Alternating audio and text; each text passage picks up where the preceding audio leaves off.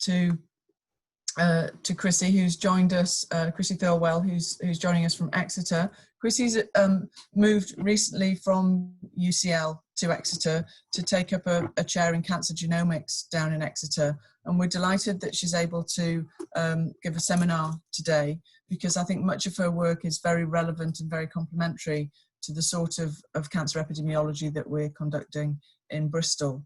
So Chrissie's going to give us a sort of a reflective seminar on the last 10 or so years of the work she's done in cancer genomics, and that's largely revolved around neuroendocrine and other solid tumours, and has taken her into the domain of epigenetics as well as sequence-based approaches looking at mutations. So I'll hand over to you now, Chrissie. There'll be plenty of time for questions at the end of the seminar. So thanks very much. Thank you, Caroline. It's an absolute pleasure to be invited and to be here today. It's just a terrible shame that I can't meet you all in person. I'm just now going to attempt to share my screen and get going. There we go.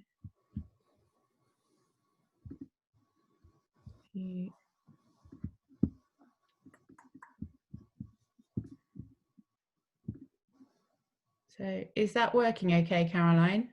It's absolutely fine, thanks. Yeah. And can you see my cursor moving around?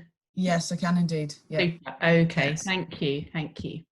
So over the next 45 minutes or so, I thought I'd give you some broad brushstrokes of the work that I've been doing for the last 10, 15 years or so. As Caroline said, I relatively recently moved down to Exeter. I haven't been at UCL for the last 15 years or so, and I'm going to share some of my experiences as a clinical academic. I'm a consultant medical oncologist, but I've been working in cancer genomics for around 15 years now. So I just thought it's a bit of a wake-up call for me and probably for Caroline, and that we're coming up to the 20th anniversary of the sequencing of the human genome, which I find frankly terrifying because I'm getting older and older at a very, very rapid rate. But you may remember Bill Clinton and Tony Blair standing outside their various residences saying that we've cured all medical diseases, everything's fantastic. And obviously things didn't progress as quickly as they might have thought, but very seriously, this project is an absolute backbone and roadmap which all of us use every single day. And just looking at the images here, the picture of this PC is really, really quite surprising when you look back at how things have evolved. And the pace and the volume of sequencing that we undertake now is absolutely phenomenal.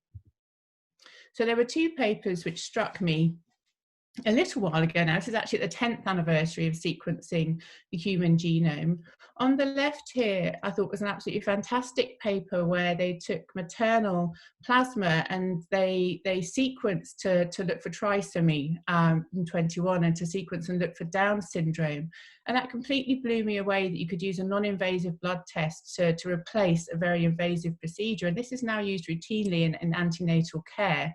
But actually the technology of this has been taken over and is used in looking for circulating tumour DNA in plasma of patients. I've done a little bit of work on this, but I'm not going to actually go into that in detail today.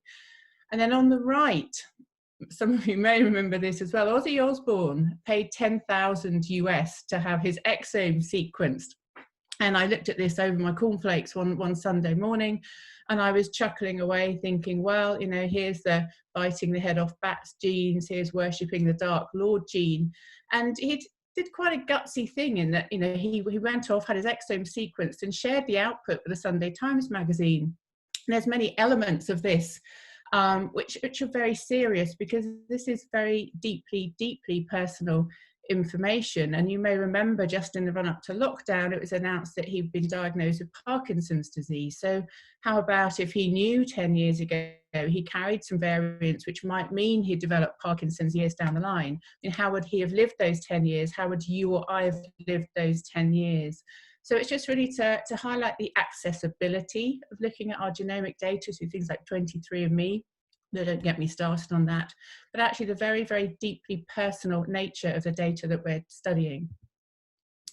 So there's so much we can learn from studying the cancer genome. Some of my work has focused on looking at the biology of a rarer tumour, neuroendocrine tumours, but obviously we can identify drug targets. A really important area to improve outcomes in cancer is earlier diagnosis. Some of the work I'll show you today is about classifying cancer. But obviously there is so much more we can learn from studying the genome. But as an oncologist, the biggest challenge to me is that of tumour heterogeneity and clonal evolution. So by studying the DNA sequence in cancers, we've learned over the last 10 years or so, there's a lot of variation in the same type of cancer, so between bowel cancers, between people, but also between the cancers at different sites in the body, between the primary and the metastasis, but also again, between various regions within the same anatomical site of the cancer. And this is so important because as a clinician, we're continuously chasing a moving target where these cancers are just continuously evolving. So if we had a biopsy through the pink region here, we might get a result that would say I'd give an EGFR inhibitor in a bowel cancer, which actually wouldn't have any effect on the other 2/3 of the cancer. And that really is the biggest clinical challenge to us when we work in day-to-day practice.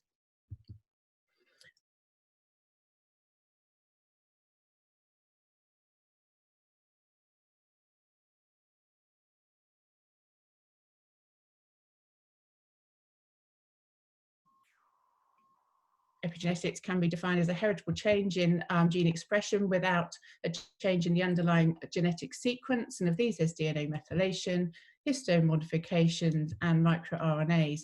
The reason why I've included this slide is that in neuroendocrine tumours, there's quite often mutations in the epigenetic machinery, so chromatin remodelers and histone modifiers. So just remember that. But a lot of the data I'll be showing you today is from DNA methylation. Now 27 million CpGs are across the genome. They're both tissue and tumour specific, and I'm sure you all know that there's also specific patterns between different normal tissues. So that's a very important element we have to take into consideration when we're performing methylation analysis. So I'm just going to give a quick overview of where we might use DNA methylation screening in cancer management, and then I'll give you some examples later on from some of my work where we've been doing this. What's very attractive is we can perform this on a number of different patient samples. I'll be showing you data mainly from tissue today. But because of these methylation patterns being different between normal and malignant tissue, we can use it to determine which tissue is actually tumour against the matched normal tissue. I'll be showing you some examples of where we can improve prognostication, so patients that might do less well or do better. Clicking on the wrong thing. And we've got some ongoing work about methylation profiling to guide whether patients' tumours might respond to temozolomide-based therapy, and data which I won't show you today, but is a really, really neat thing to do.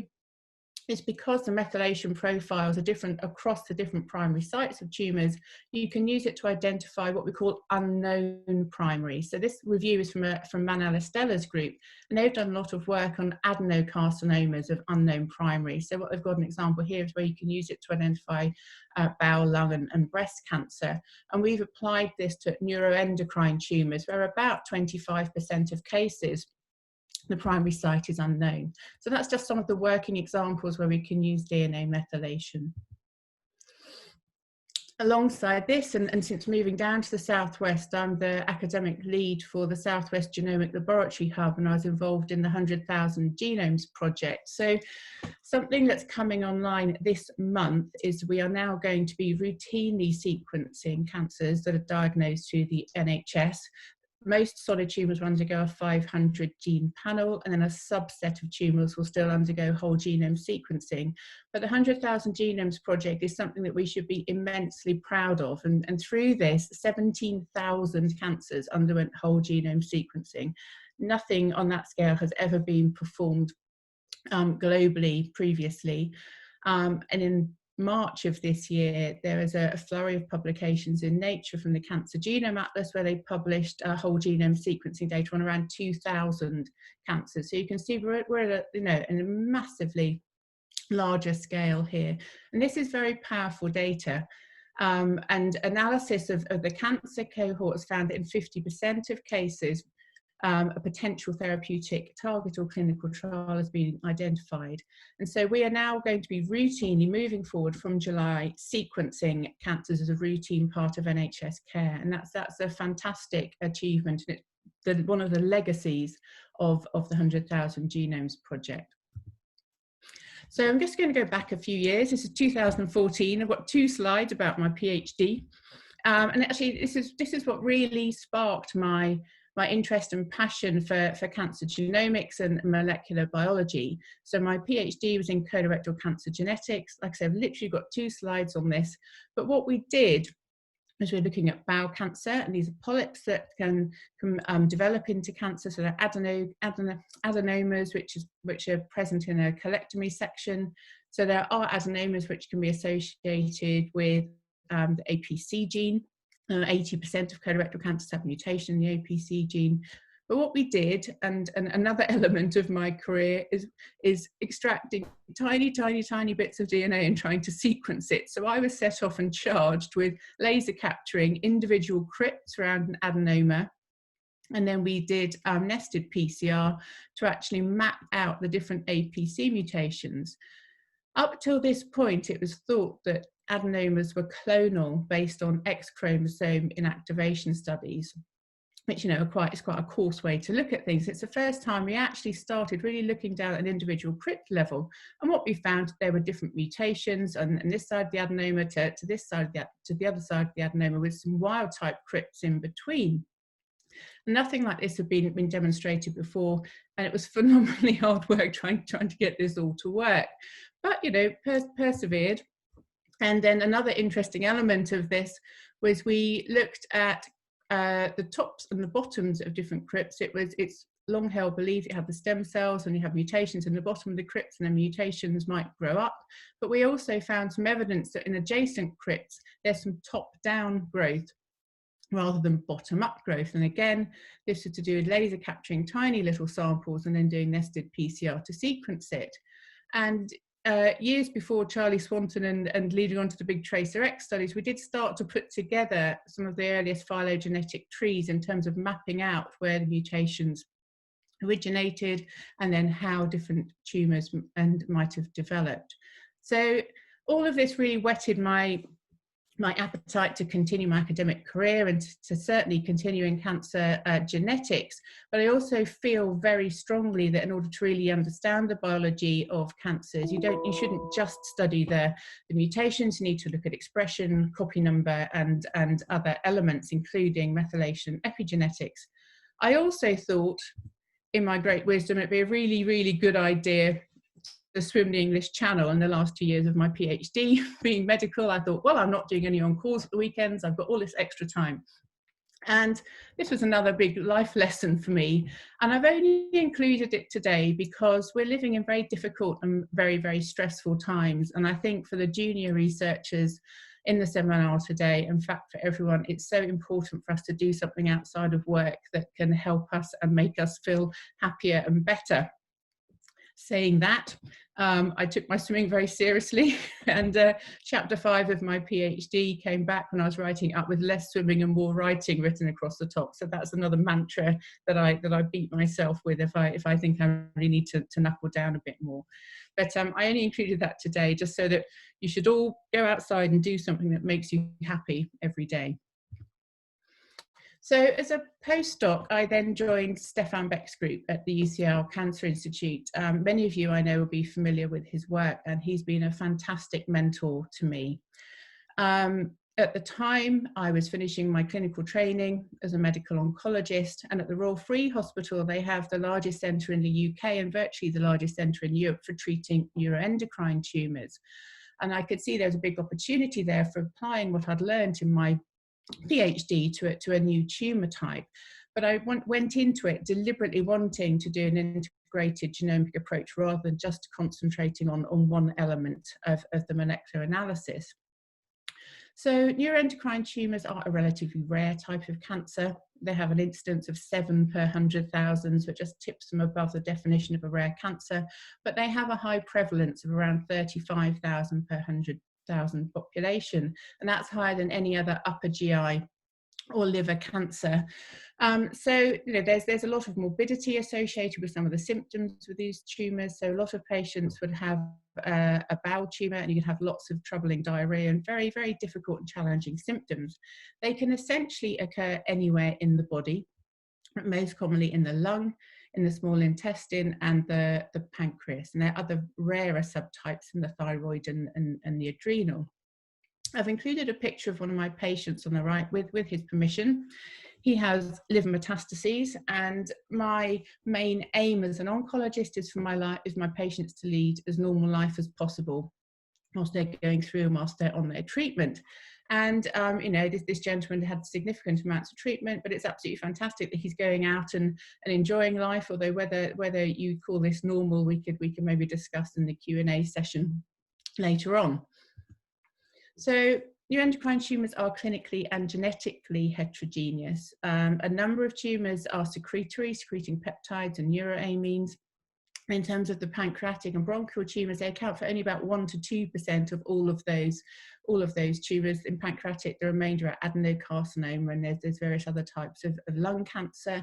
The majority are what we call sporadic, but there's around 10% where there's heritable syndrome, so in menin, NF1 and VHL. And again, clinically, it's a fantastic tumour type to work in because we have fantastic multidisciplinary input in teams with nuclear medicine, functional imaging, gastroenterology, endocrinology, surgeons. So it's a really rich area to work in terms of oncology. But what we do when we're deciding on the treatment pathways for our patients is we still use really quite crude guidelines based on pathology to decide what treatments our patients have. And this is based around the cell morphology, immunohistochemistry for different markers, so chromogranin, synaptophysin. And then we use quite a crude proliferation index, a Ki67, to tell us how aggressive this tumour is. So, for example, the high-grade tumours, we would think about chemotherapy because they're turning over more quickly. Oh, sorry. And we also know, there we go. We also know that the pancreatic tumours, again, respond better to chemotherapy. But we're using really quite crude markers from histopathology to decide on quite complex treatment algorithms. I'm not going to go through these, but again, as an oncologist, it's fantastic that we have a number of different treatment options. But it's very challenging for us to choose the right treatment at the right time, and also what sequence to give the treatments in. So my idea of utopia, and through some of the work that we've been doing, is I really hope that we can improve our understanding of the tumour at diagnosis through genomic profiling, give us a better idea of prognostication, identify some predictive markers, and then perhaps through circulating tumour DNA, we can determine whether patients are responding to treatment, and then go on to select more appropriate second and third line therapies. So over the last 10 years or so, there's been a real concerted effort to sequence neuroendocrine tumours. I was involved in the sequencing study of small intestinal NETs. This was quite a painful story, which I'll go through in a few moments, but only one gene was found to be mutated in 8% of cases. And this is a classic tumour suppressor gene, CDKN1B. The pancreatic and bronchial neuroendocrine tumours are really interesting in that similarly around 40% of these tumours harbour mutations in the epigenetic machinery, so ATRX and DAX and menin, and then menin and ARID1A in the bronchial NETs. So I think that's really, really, really interesting finding. And alongside this, across the board, all neuroendocrine tumours have a very, very low background mutation rate at between 0.4 and 0.7 mutations per megabase. And I think this tells us something very significant about these tumours. So I've put this arrow in here of where the neuroendocrine tumours are, but it's against data taken from the cancer genome atlas of over 3,000 cases. So you can see here you've got lung cancer and melanoma. Bear in mind this is a logarithmic scale, so there's very, very high background mutation rates due to smoking and UV radiation here, but this is where the neuroendocrine tumour sits. I don't have any clever answers yet, but I think this is telling us something very important. So I'm going to go through some work in intestinal neuroendocrine tumours. The majority of the data I'm about to show was produced by Anna, a PhD student. There's also Chris, a postdoc. There's Anna holding her pipette, waving at me, and I think she looks quite happy, but maybe in anger. But the next few slides is all Anna's work. So we were collaboratively involved in an international project to sequence all intestinal nets. We were given some money and set off to find where these mutations were. And to cut a long story short, we had 3 painful years where absolutely nothing was found. So this is another message for early career researchers. Very, very painful. No mutations. We ended up sequencing 180 tumours. We found this very low background mutation rate. Only 8% of cases have mutation in this tumour suppressor gene. There was no hotspot across the gene. So in bowel cancer, for example, you might have a nice mutational hotspot in KRAS, which you can use for all sorts of downstream markers in the future for selecting therapies, but there's absolutely none of that. And this involved also doing some whole genome sequencing. There were no rearrangements and other elements. So it's an enormous amount of work. And it didn't really take us very much further, because the other very depressing element of this is those 8% of cases that had this mutation, they didn't do better or worse than any of the other cases. So it didn't tell me anything more as a clinician. So we really started focusing on other elements, and Anna's PhD was mainly focusing on the epigenetics and integrated genomics.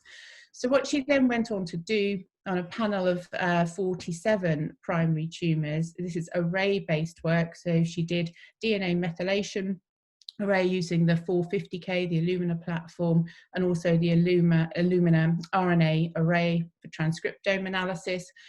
And what she identified was a panel of 11 genes where there was an associated change in methylation, but also a change in gene expression, which matched that. And if you just look at this column here, these genes were present in between 80 to 90% of cases. When you compare that with the 8% of the CDKN1B mutations, this would hopefully be far more informative to us. Interestingly, there are a number of genes that are already known to be involved in neuroendocrine tumour development. Melanomas also sit under the umbrella of being a neuroendocrine tumour. And the reason why I've highlighted this gene is we took this gene forward, and that we thought it might be a potential therapeutic target, and that it's the gastrin inhibitory polypeptide receptor. So that was of particular interest to us, but we haven't really taken that. She did some follow-up work, but that hasn't been taken much further. But what she found was this really nice panel of 11 epimutated genes. And then this is DNA methylation array data, 450K data, where she took her samples and used this panel of 11 genes to see if it could distinguish across other upper and lower gastrointestinal tumours from methylation data taken from the Cancer Genome Atlas. There's over 630 GI tumour samples. So her panel identifies the small intestinal nets here, and then you have upper and lower GI cancers and normal tumours. That's a nice example of how you can identify your tumour site based on the methylation profile. She then integrated the methylation data with copy number data and also the sequencing data that we had for these tumours. And interestingly, they fell into 3 different groups. Down the microscope, using pathology, these would have all been the same type of tumour, well-differentiated tumours. This group 1, the majority harboured LOH chromosome 18. This phenomenon had been identified in small intestinal nets before, but no one had actually looked at methylation or other molecular analyses alongside that. And there's this second group that has very few or no copy number changes, and this third group which had multiple copy number changes. And if we then look at the progression-free survival of these 3 groups, so group 1 does the best, and it didn't even reach a mean progression-free survival. This is over 10 years of follow-up here. Group 2 had an intermediate PFS, and then this group 3, which had a lot of copy number change, had the worst progression-free survival. So we could use methylation data to improve our stratification and classification of these tumours, to give us a better idea of how these tumours might behave. So for example, if they had this type of profile, you might step in sooner with treatment, or you might consider adjuvant therapy following an operation. the next few minutes, I'm going to talk about a larger project with collaborators at Harvard and the Broad and also UCSF. So the sequencing study where we identified CDKN1B was led by Matthew Myerson at the Broad. We've been collaborating for 10 years or so now. And something that Eric Nabakura identified, he's a surgeon at UCSF, he very meticulously palpated through the whole of the small bowel, which is about 20 feet long every time we did an operation. And he found that he, at over 50% of cases, had these multifocal primary tumours along the small bowel. And again, they were thought to be clonal based on X chromosome inactivation studies some years ago. And we set out to really learn more about these multifocal tumours. We had a hunch that they weren't clonal. We thought they'd have different origins to that.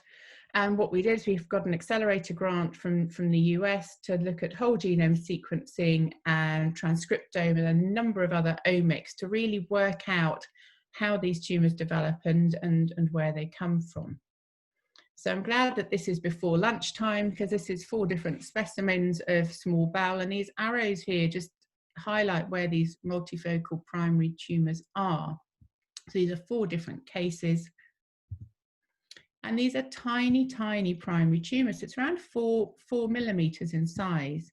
And what I see clinically is that a patient could have a tiny tumour like this, but a number of very large metastases in the liver. And quite often we don't find the primary tumour.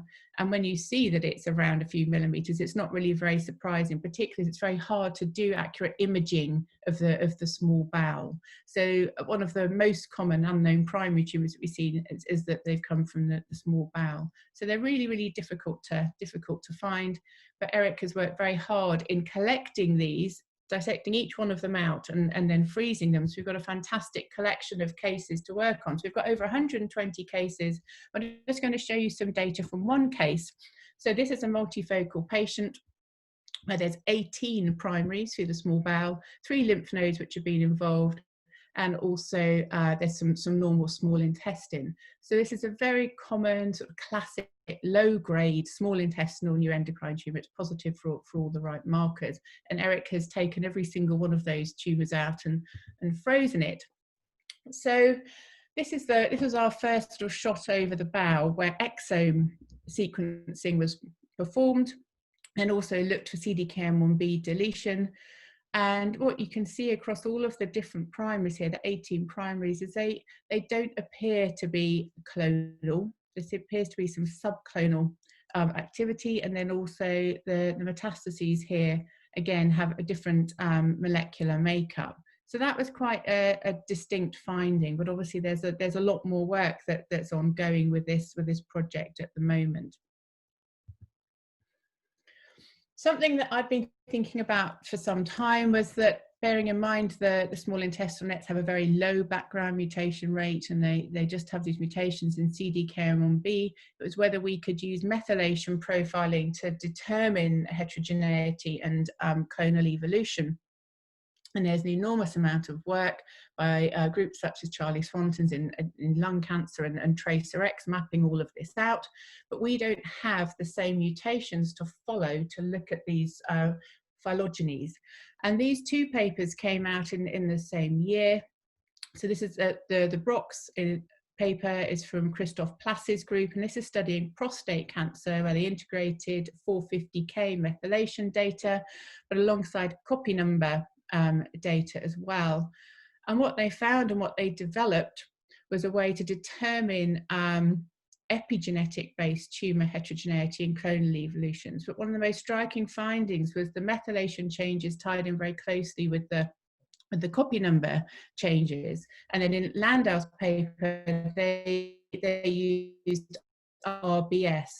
And they really focused on looking at intra-tumour heterogeneity in terms of the methylation profiles to look at evolution, but also to look at outcome and how aggressive these tumours are. But we were very, very struck by these papers and applied this to that case with the 18 primary tumours. And we've seen, using the approach that they used by taking out the top 1% of CPGs with the greatest intertumoral methylation variability. So intertumoral between the multifocal primaries, but you can also do intratumoral in terms of different regions of tumours. Phylogenies are then determined using a minimal evolution method. So this was our first go at using methylation to map out clonal evolution. In the larger bulk of the project, we're actually using RRBS. So CAMDAC's been developed by Peter van Loo's group in the Crick and with Stefan Beck at the UCL Cancer Institute. The main focus of this was to determine this pipeline for analysing the TRACERx methylation data, but our small intestinal net project's been running alongside this from the beginning. And for the small intestinal nets, we have a project of multi-regional sequencing of tumours, but also these multifocal tumours. And this overview here makes this all look very, very simple, but it's been very, very complex and challenging for the bioinformaticians to put this pipeline together, and it's about to be published any moment. So as with anything when you're studying methylation, you have to have the appropriate adjacent normal to compare with. And one of the biggest challenges when you're looking at analysing tumours is the cancer cells have normal cells, stroma or other cells in mixed up together, so that can diminish the signal. So there are various steps you need to do to be sure of the methylation signal that's coming through.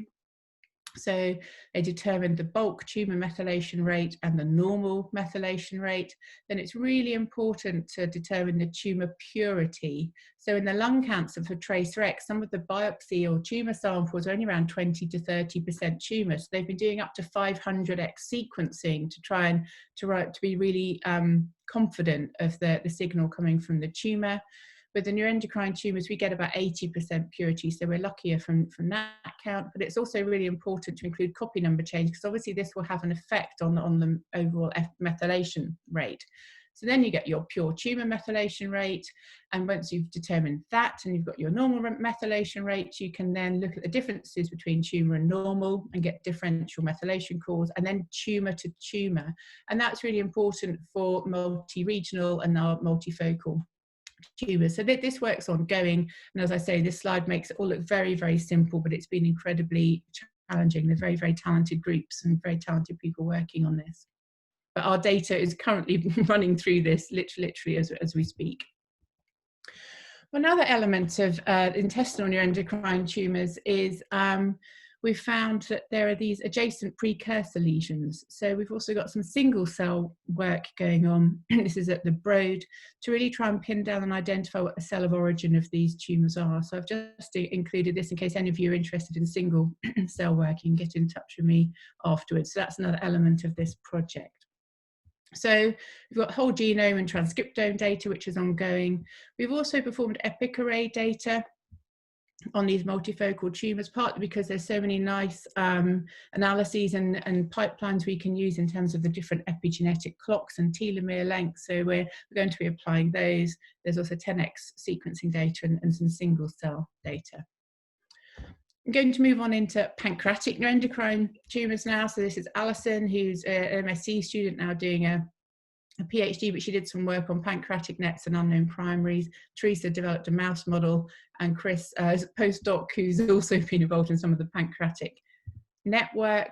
So at the same time that we were set off to sequence the small intestinal nets, a group in Johns Hopkins, Nick Papadopoulos's group, they were given the same task to do the same in pancreatic nets.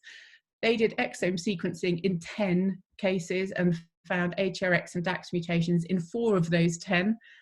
They then had a validation set of 50 tumours and had a science paper in under a year. So you can imagine how galling that was for us when we were struggling for 3 years to find any mutations.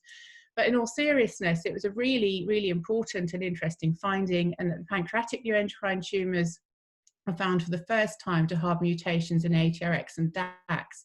These mutations have been previously identified in some types of neurological cancer. So there's clues there with neuroendocrine. They have some similar biological and sort of shared pathways in development.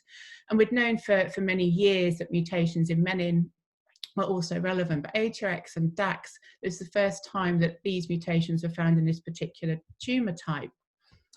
when mutations in HRX and DAX are present, it leads to this phenomenon of alternative lengthening of telomeres, ALT, from here on in. And what you could see in that this was present in 100% of cases where HRX and DAX were mutated. So they used FISH to look for the phenomenon of ALT, and this is immunohistochemistry just to show that this particular tumour is deficient in DAX. And now a collaborator of ours, Oral Perrin in Bern, his group were the first to identify that if tumours had lost HRX or DAX, it correlated with chromosomal instability and poorer progression-free and overall survival. So again, these tumours all look the same down the microscope, but by doing some simple immunohistochemistry analysis, we can learn more about progression-free and overall survival. Usually these mutations are mutually exclusive, so you'd have a mutation HRX or DAX, so they were grouped together. So what you've got in the top panel here is this is progression-free survival. So this is tumours which still retained HRX and DAX, and tumours which had lost HRX and DAX. And then this is the phenomenon of ALT in the bottom panel, and then this is overall survival in the right-hand panel. So that was a really important finding. In my group, we started to hypothesize whether the tumours which had lost HRX or DAX might have different outcomes and might have different methylation profiles. And this cartoon just sort of puts our hypothesis together. And that we know that the DAX interacts with DNMT1 in relation to maintenance DNA methylation, and HRX with DNMT3A. A de novo DNA methylation. So we hypothesized that those tumours which had lost DAX might have more global genome-wide methylation changes. And that was in fact what we found. So we looked at the HRX positive and negative tumours, and the DAX negative tumours had a much higher number of these methylation variable positions. And again, this was using 450K methylation data. I've just highlighted here CHAMP, if anyone's interested. So CHAMP is the workhorse pipeline put together by the Beck group some years ago. I'm sure many of you are familiar with this, but it's something that we use in the majority of our array-based analysis. And what we then did was we pulled the HRX and DAX tumours apart and looked at them separately in terms of the progression-free survival. So the left-hand panel here includes tumours which have lost HRX or DAX. And then on the right-hand side here, these tumours have lost HRX and these have lost DAX. So again, we've identified something which can tell us about a subgroup of tumours which do less well. So perhaps, again, we should step in and start treating these patients sooner with therapy, or perhaps we should think about adjuvant therapy for treating those cases. Developed and have an ongoing collaboration with Oral Perrin, who did the first work in looking at progression-free and overall survival in HRX and DAX negative tumours, and we've put together our resources and our cases to really drill down further the impact that HRX, DAX and menin mutations have on the methylation profile across these tumours. So again, we've been integrating methylation, transcriptome and some targeted sequencing data to really understand how this all fits together. And very similar to the bowel, the intestinal nets, they fall into three groups when we look at the methylation profile. So what we have here on the left-hand group is these tumours are mutated in MEN1 and HRX or DAX. This middle group have MEN1 mutations but have retained HRX and DAX, and this group is wild type for each. So that was a really interesting finding, particularly as, again, down the microscope and using pathology, they'd all be well differentiated, very similar tumours. We've also applied methylation analysis to try and determine the cell of origin of the pancreatic nets. It's widely accepted that they arise from the islets of Langerhans in the pancreas, but there's some increasing evidence from master regulator and transcriptome data that these non-functioning, so the tumours that don't spit out the hormones, arise from either alpha or beta cells. But overall, the cell of origin remains quite unclear, and how these tumours evolve and progress is largely unknown. So this is quite a complicated figure, which I'll talk you through. And this data is hopefully going to be published very soon. It's currently under its last round of re-reviews, but it's a case load of 125 pancreatic NET cases, and of these, they all underwent 450K methylation analysis, 80 underwent whole genome sequencing, this ICGC cohort, and another 45 had targeting sequencing. We also included sorted alpha and beta cells in analysis. These are very, very hard to come by. They're usually cadaveric, so people who've sadly died, and so they're very, very difficult samples to get hold of, but we've managed to get some data from alpha and beta cells to include in the analysis. And again, you can see there are three main groups here of these 125 tumours. At the top here, there are alpha-like tumours, which separate very distinctly, and then there's beta-like tumours here, and these are intermediate tumours between. And if we just go through the axis here, you can see that we've included the beta cells and alpha cells, so they've grouped most closely with the alpha and beta-like cells. Then we look at the stage, so if the tumour has spread, and in the alpha and beta-like tumours, they have a lower stage, so they're less likely to have spread to lymph nodes or to the liver. So the intermediate tumours have a higher stage, and the intermediate tumours also have an increased incidence of higher grade. And then when we look at the mutations, the beta-like tumours have no MEN1 mutations, and the alpha-like tumours have quite a significant number of MEN1 mutations. And then here it's ATRX and DAX mutations, and they're almost exclusively in this intermediate group. So if we then look to see how these patients do, what their outlook is like, we can see that the alpha and beta-like tumours, they have a much better progression-free survival. So we can see that subsets of these tumours come from either alpha or beta-like cells, and we're just beginning to start to put together the story of how these tumours might really develop. So we take the alpha cells, we think that MEN1 mutations are quite an early event, and ATRX and DAX mutations may occur later on to then have these mixed loss of differentiation tumours here, so the mixed group in the middle. The beta cell story is far less clear in that they virtually have no mutations whatsoever. Both the alpha and beta cell tumours have very few copy number changes, whereas the mixed tumours have an increased instance of copy number change. So we're beginning to piece together that MEN1 is an early event, the ATRX and DAX mutations are a slightly later event. But we've been applying methylation analysis to try and pin down the origins and cell of origins of these tumours. Just got one slide, and that Teresa's PhD has been developing a DAX knockout mouse. This has been quite challenging for her, but she's nearly there with that. She ended up having to cross the DAX with a P10 strain as well, but this is just another piece of work. So if anyone is interested in that, then maybe contact me afterwards.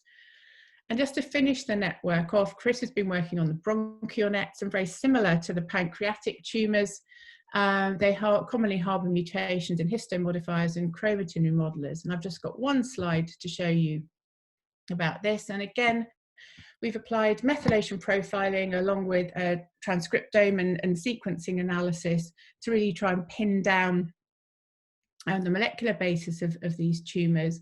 Again, down the microscope, they all look very similar. They're low grade, or typical or atypical tumours, and surprise, surprise, like the other two subtypes, they've fallen into three different subgroups. But this work is still ongoing, and we're currently integrating analysis in 200 cases. So watch this space. So to summarise in endocrine tumour work, I hope I've shown that NETs are a very low background mutation rate, and the pancreatic and bronchial NETs harbour mutations in the epigenetic machinery. Through integrating genomic analysis, we can identify molecularly distinct groups of tumours which are pathologically identical looking down the microscope. I didn't show any of the circulating tumour or CTC data today. I do have some slides at the end if anyone's particularly interested, or we can talk about another time. And then the pancreatic mouse model is still in progress. So I'm just going to change tack a little bit. The next few slides are some collaborative work I've been doing with Sam James at UCL. He's led this, he's a respiratory physician. And this is work funded by both CR UK and Wellcome. And again, for the junior researchers listening in, it took 20 years to collect these samples for this lung cancer study. It's a really, really interesting piece of work in that patients at a high risk for developing lung cancer, the majority of these patients would have been smokers. They undergo surveillance where a bronchoscope is put down into the lung. You use bronchoscopy to identify an area which looks abnormal. You can have carcinoma in situ lesions, and what would normally happen once that's been seen is a patient would have repeated bronchoscopies to watch to see what that lesion does, because 50% of them progress into an invasive cancer and need obviously some treatment, but 30% regress and go back to the normal epithelia. And it took nearly 20 years to collect samples where you'd have the index carcinoma in situ lesion, and then they'd watch and have repeated bronchoscopies and then biopsies into invasive cancer and those tumours which then went back to regress. So my group's involvement was in the methylation analysis of these biopsies. So again, it's that story of tiny biopsies, trying to get DNA out of tiny samples. But what we found by looking at sequencing data, expression and methylation data is we could identify a signature, a methylation signature, which could tell us at the index biopsy whether this lesion would progress into invasive cancer or regress into normal tissue. So that was obviously a very interesting finding. It took, even from once the samples were collected, it took nearly 7 years to get all of this together and published. So it's just to highlight that you just have to keep going sometimes. And when we look at the expression data and the methylation data, so again, 450K data was used on these tiny little biopsy samples. When we look at the principal component analysis here on the left, you can see there's a nice separated group of the progressive samples based on their methylation profiling. Then on the right, there's the regressive samples that actually cluster closely with the normal epithelia, the control samples. And interestingly, the methylation data was more accurate than the expression data. They didn't separate quite as clearly, but we could develop an index based on both RNA and methylation data, but the methylation data was just a bit more accurate. You can see a couple of little circles here in the wrong place, and actually when we went back and reanalyzed these had actually been, these later on actually became progressive cases. So when they went back and rebiopsied, so actually this signal was accurate at that time. The next element of this work, which has just recently been accepted in cancer discovery, was to look at the role of the immune system, immune surveillance in pre-invasive cancer. So there are a few analyses here. The first is immunohistochemistry. So on the left and the right here, this is progressive and regressive carcinoma in situ lesions, and using immunohistochemistry, the different colors are different immune cells, so CD4, CD8, and FOXP3 is a master regulator of T cells. But you can see with the eye of faith, there are lots more dots on the regressive lesion here. So it looks like there's more immune presence in those lesions which actually regress. In the bottom here, this is by cell count of the immunohistochemistry. There's a statistically significant difference in the epithelium of lymphocytes and CD8 cells in the regressive lesions compared to progressive lesions. There's no significant difference in the stroma. We then applied molecular analyses to these same samples, and on the left is the RNA, and the right is the methylation. So methyl cybersalt was used here. So this was put together by a number of people who worked alongside Stefan Beck's group. But the idea is to, with using methylation profiles, identify the cells, the immune cells that make up the sample that is there. And what you can see is that there are hot and cold immune signatures, and the hot signatures are in the regressive samples. So again, those samples that had a much higher immune infiltrate regressed. And these are really important findings, because there's been quite a lot of work in established cancer, particularly in looking at responses to immunotherapy, but no one's really looked in pre-invasive cancer, because obviously our best bet to improve outcomes for patients is to catch things early. So that's why this was such an interesting finding. So I've moved to Exeter. that's the end of the lung cancer jaunt, and it's been a fantastic opportunity for me moving to Exeter, and I'm absolutely delighted to be in the Southwest, and I really hope we can build some shared interests and some collaborations together. And I looked at what I could bring to Exeter and some of the work and experience that I have. I've done a lot of work in the 100,000 Genomes project, and I looked at the work that's ongoing in Exeter, and there's an obvious link in terms of type 2 diabetes, obesity, and increased cancer risk. So I've been putting together and plan to work with Tim Frayling and Ines Barroso and Jack Bowden, who's moved to Exeter recently. I know you all know him very well, but I'm very open to have a discussion about where we could hopefully work together to take this forward. And that there are a number of cancers with increased risk in patients with type 2 diabetes and also in obesity. One of these is colorectal cancer, but there's also uterine cancer. And you'll be more aware than most audiences about the power of using genome-wide association studies and EWAS studies. So the idea here is to use some established GWAS data sets, but I'd like to create some EWAS data sets to complement this, and then see where we can actually identify where some of these links lie, and then in future sort of take forward some functional work to really tie down where this increased risk lies, and ideally to improve risk stratification and screening. And some of the data that says 100,000 genomes legacy data, but through the Southwest Genomic Laboratory Hub, we're going to be routinely sequencing data, sequencing cancer and creating data which could be used for this. I know you'll know all about the data in the biobank, which can be used for GWAS studies, but also a really good resource is the Exeter 10K. 10,000 individuals have been sequenced, and with John Mill, they've already had 2,000 of these have already undergone 450K and now EPIC analysis. So there are a number of data sets are present, but this is something that I really want to take forward, and I've got a fantastic postdoc joining, Amy Webster, who some of you know, who's joining me to work on this from September. So perhaps something we can discuss afterwards. And then the last couple of minutes, I was just going to give a quick overview of what we've been doing in the 100,000 Genomes project and where we're going with the Southwest Genomic Laboratory Hub. So my role in the 100K was that I was the GSIP lead, so the research study lead for the neuroendocrine tumour GSIP, but I'm also the cancer arm representative on the GSIP board.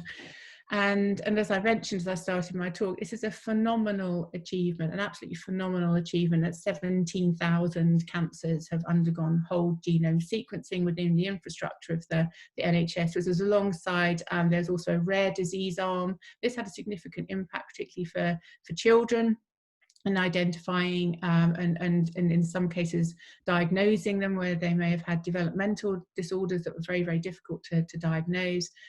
And this is a statistic that's very powerful in terms of the cancer arm, and that 50% of cases contained a potential for a therapeutic target or clinical trial. That's really, really powerful data.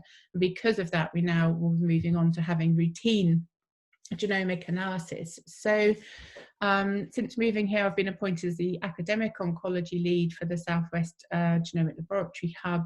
And this is part of the next 5 million genomes. As with everything in life today, this funding was all promised just in the run-up and was announced just before COVID. So we need to see exactly what materialises, but we are still very much and just about to go live with doing 500 gene panel testing for the majority of solid tumours, and also whole genome sequencing in paediatric and sarcoma and some hematological malignancies.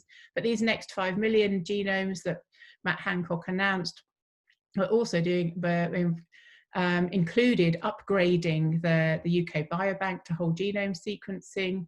And then in terms of cancer, about 500,000 in terms of panel testing and further whole genome sequencing. And then these are the other elements following on from the rare disease, but also evaluating the benefits of whole genome sequencing for newborns. So I think some of this may sadly have to change on the back of COVID, but certainly the cancer testing is going ahead for now. So just to wrap up, I hope that you'll see that they've demonstrated that genomic sequences for all cancers will very soon be the norm. And I think it's very important to help us for prognostication, treatment stratification, and also to think about pharmacogenomics. And the 100K legacy has identified 50% of cancers harbour a targetable mutation. So I think that's really, really important finding. So I've just included this. This is Francis Collins, who is just going back to the Human Genome Project. He made some pretty phenomenal suggestions of what might happen in the future. So this was 20 years ago. He made some suggestions of what might happen in 2010. They've been and gone. And this is what he wrote in 2000 as to what might be happening in 2020 in the back of the Human Genome Project. And here he is, number one, cancer therapy precisely targeted to molecular fingerprint of tumour. I mean, I think he's pretty phenomenal for nailing that quite so exactly, but also gene-based design of drugs for diabetes, hypertension. This is certainly happening, and and other elements. I've just included these photos of him looking a little bit older and where he thinks we might be heading towards in 2030. So we'll just have to watch this space. But I think the Human Genome Project has been absolutely fantastic for all of the work that we do. And I just thought I'd end with Francis's reflections on where he thinks we might be going. I'm very open to looking for opportunities to where our work might complement each other and where we might be able to work together. Something I didn't have time to talk about at all today is I do have an ongoing PhD student with Trevor Graham up here at Barts in London, and she's studying exceptional survivors in colorectal cancer. And again, I'm providing and supervising on the methylation profiling and an element of that work. So that's something I haven't touched on today. So with that, I'd just like to thank all of my collaborators, but mainly my patients, because without their engagement in research and interest, I wouldn't have any data to show you today. So thank you very much. Thanks very much indeed, Chrissie. That was a tour de force, and plenty, I think, to discuss, and plenty of handles there for potential collaboration, I'm sure. So I'd like to, we're a little short on time, although we have booked out the next hour for meetings. So if anyone wants to stay online and continue the discussion in this format, that would be absolutely fine. Does anyone have, would anyone like to ask a question? If you'd like to do so through the chat function, or if you're able to raise your hand. I'm sorry for overrunning a bit, Caroline. Not at all, Chrissie. No, it was really interesting, and I think we'll have, not only today, we'll have the opportunity to discuss, but I think going forward, there's plenty there to pick up. Anne, did you want to ask a question? You're muted at the moment. Can you hear me? Yes. Go ahead. Hi, Chrissie. It's Anne Williams here. Hello. Hello again. I was interested in your when population patterns. So, are there changes related to the sort of therapy that the patients have undergone as well? So we haven't analysed samples, methylation samples before and after different systemic therapies. There's some ongoing work looking at the methylation profile and looking at response to temozolomide-based chemotherapy, but I personally haven't performed sort of specific methylation analysis to look at responses to treatment. What we do know is that if you go back and re-biopsy liver metastases, for example, through treatment, the key 67 index can change, and I'm sure that, you know, the molecular makeup of those tumours changes and evolves, and they can become more aggressive.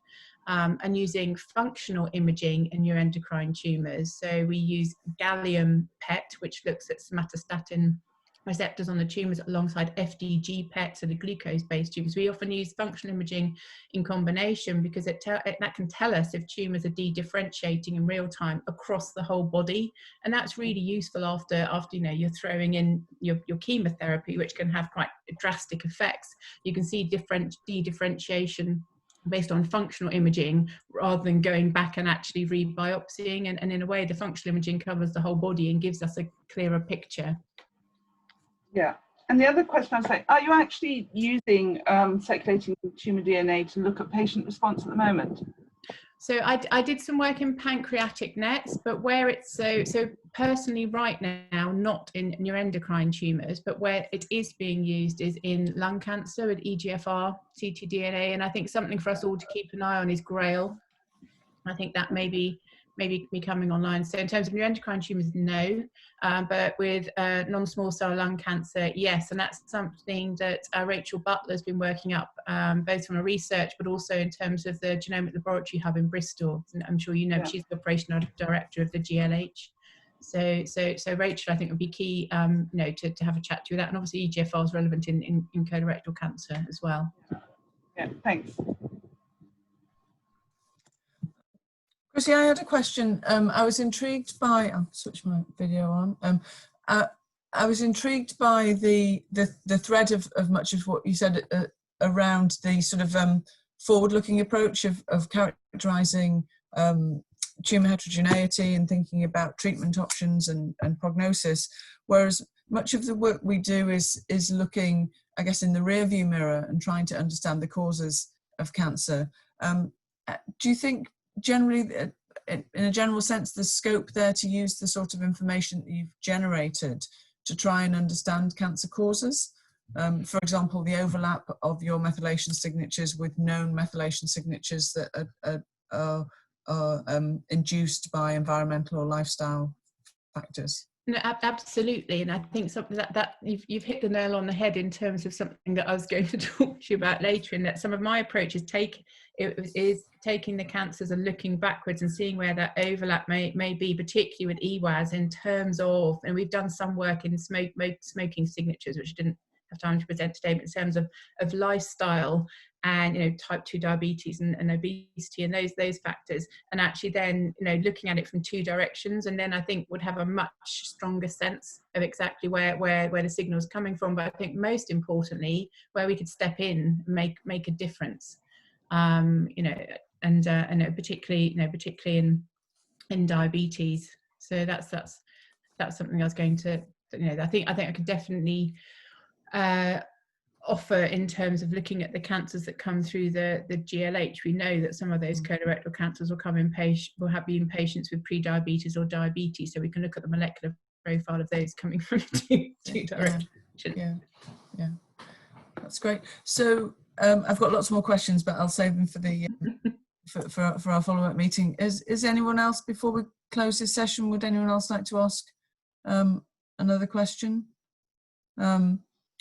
Well, I'm sure Chrissie will be happy to take any follow-up questions or start discussions by email, and we'll certainly be inviting Chrissie up in person once we're allowed to do so, because I think there's so much potential for collaboration with not only the epidemiological research that we're doing at Bristol, but also the wider sort of cancer network and lab and experimental work that we're doing. So thanks again for a fabulous seminar, really great introduction and background to what you're doing, and we'll continue the conversation in our meeting just in a few minutes. So actually, Carol, I might quickly dash and get a coffee. Yeah, please do. Yeah, Shall we join up in about 5 minutes?